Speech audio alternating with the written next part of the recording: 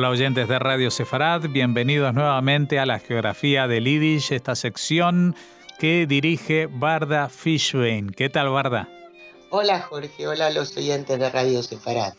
Hoy vamos a conocer un nuevo pueblo, una nueva ciudad. Bueno, en realidad esta es una pequeña ciudad, Solotonosha. Sí, es un pueblo, digamos.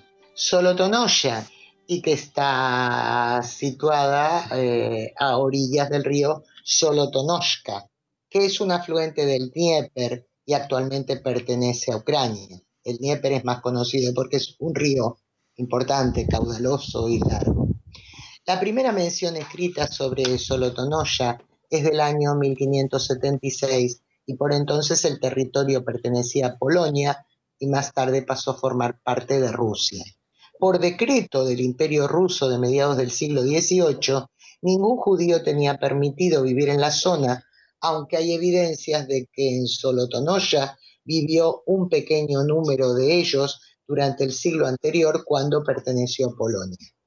A finales del siglo XVIII se otorgó a los judíos autorización para residir en Kiev, no solo en la capital, sino en la provincia que incluía a Solotonosha, y ya pudieron asentarse allí sin restricciones. De acuerdo a estadísticas que citan varias fuentes y teniendo en cuenta que solamente se contaba a los hombres, a los varones, los datos reflejan que en el año 1799, finales del 18, vivían 134 judíos en Solotonosha y 230 unos años más tarde, en 1803. En 1847, es decir, mediados del siglo XIX, la comunidad judía ya tenía alrededor de 1.000 asociados y en este caso sí se incluyeron a las mujeres. Dicho número fue creciendo hasta llegar a ser los judíos algo más de un 20% de la población total. Por entonces había en Solotonosha una sinagoga y 2 casas de oración.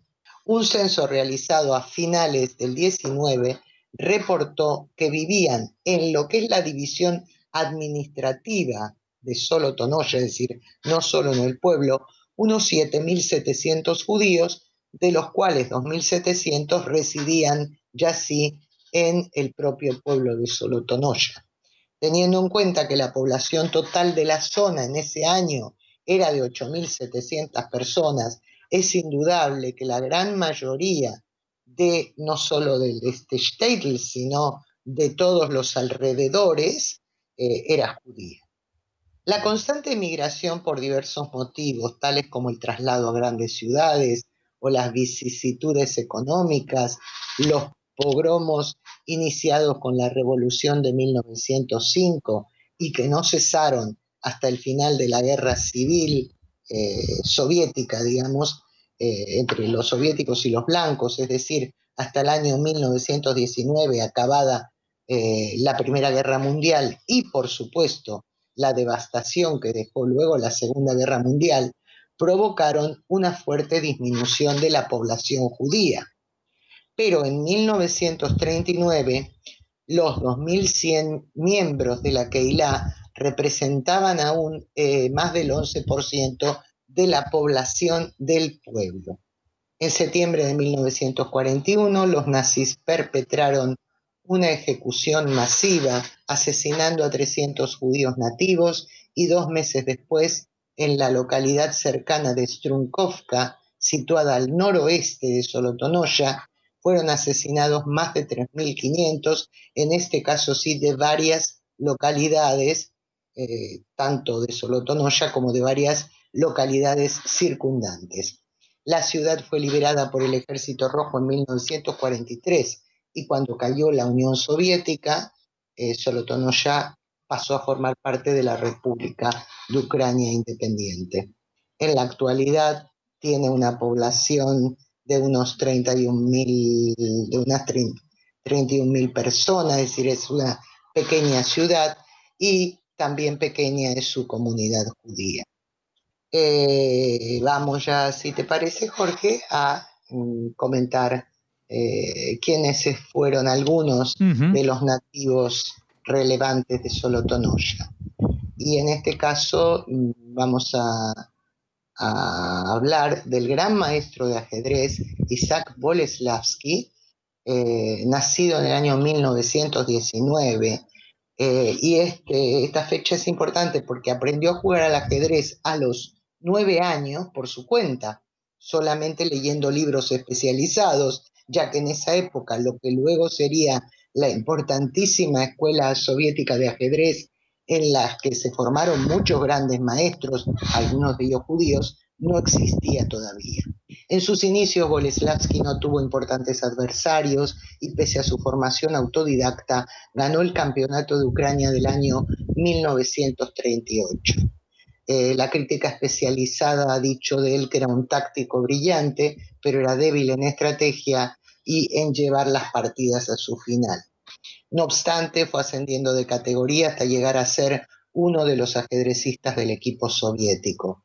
Jugó 11 campeonatos de la Unión Soviética entre 1940 y 1961. Nunca llegó a ganar ninguno, pero quedó segundo 2 veces.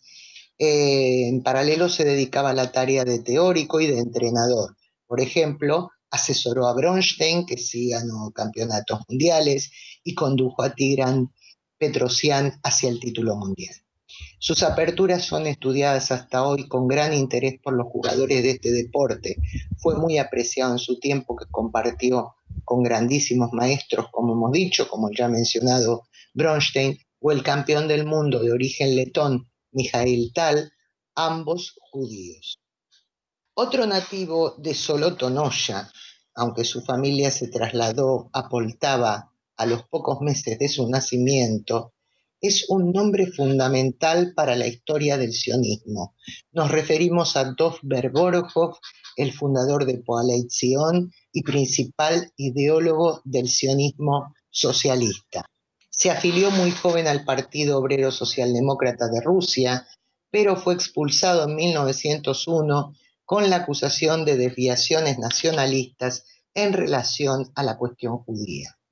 5 años después fue encarcelado por la policía zarista, aunque logró huir de la prisión y vivió en Viena como exiliado hasta 1914, cuando tuvo que abandonar la ciudad al estallido de la Primera Guerra Mundial y se marchó a Estados Unidos.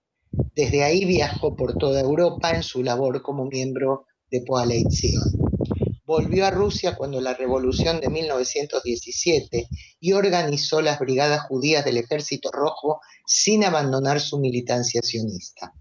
Sus aportaciones ideológicas más importantes fueron eliminar las contradicciones entre sionismo y socialismo, lo que expresó en su trabajo La cuestión nacional y la lucha de clases, desarrollando la tesis de la existencia de países centrales y países periféricos. Según Borojov, la visión tradicional marxista e internacionalista es válida en los países centrales, pero en los países periféricos la conciencia nacional puede ir unida a la conciencia social. Este pensamiento influyó más tarde en los movimientos de liberación nacional en los países del llamado Tercer Mundo, aunque Borojov nunca fue citado en sus publicaciones. No fue el único de su época, no fue el único marxista o izquierdista de su época que reflexionó sobre la denominada cuestión judía. Otros grandes líderes como Lenin o Rosa Luxemburgo, entre otros, publicaron trabajos sobre ello. Borojov, en suma, concebía al pueblo judío como una nación cuando todavía no existía una nación judía como el Estado de Israel.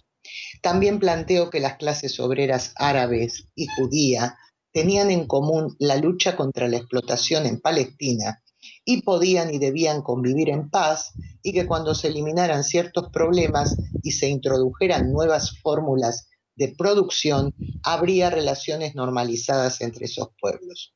Con esto no acertó, evidentemente. Asimismo, reflexionó acerca del antiguo y constante antisemitismo tan arraigado en los pueblos de Europa.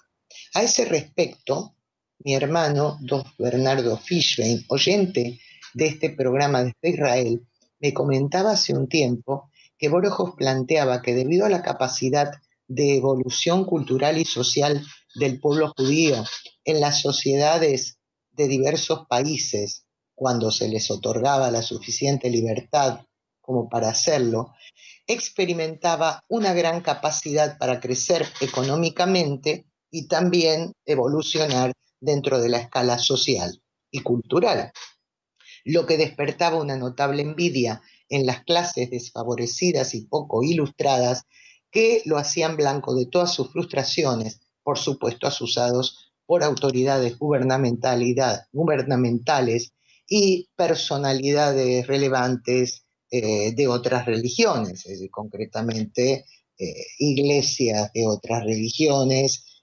con sus líderes en primera fila. Las obras principales de Borojov fueron La cuestión nacional y la lucha de clases, como ya hemos dicho, que se publicó en 1905, El desarrollo económico del pueblo judío de 1916, o El manifiesto de paz del movimiento Poalei Zion, que vio la luz un año después, aunque por supuesto estos no son sus únicos trabajos. Ya ves lo que dio de sí la pequeña Solotonoya. Sí, aparte se quedó sin el título porque Dovber Borojov es apodado el genio de Poltava, pero no había nacido allí, claro, solamente creció. Porque como dijimos, a los pocos meses su familia se lo llevó a Poltava, pero lo cierto es que es un nativo, bueno, que su cuna, digamos, fue Solotonoya. Solotonoya tiene... tiene... también es Sholem-Aleichem.